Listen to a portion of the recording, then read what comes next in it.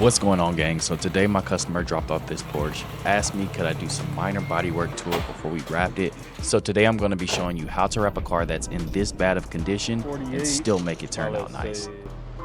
56.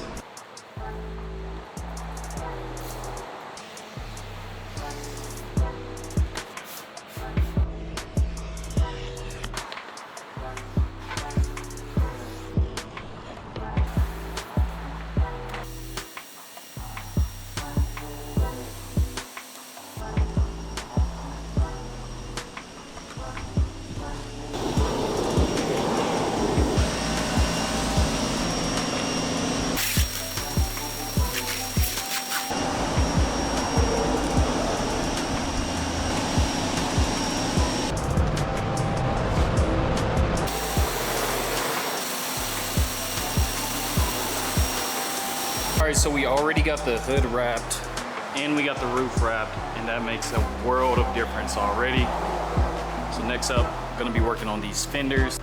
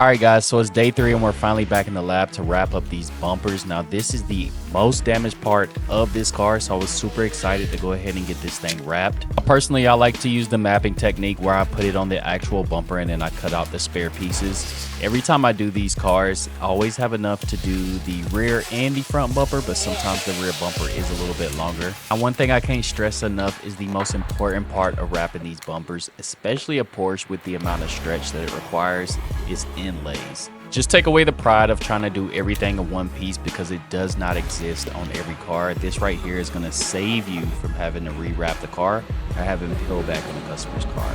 If you guys feel like I have provided you value in this how-to video, then go ahead and give me a like, subscribe, and comment. And make sure you stick around to the end for the final reveal.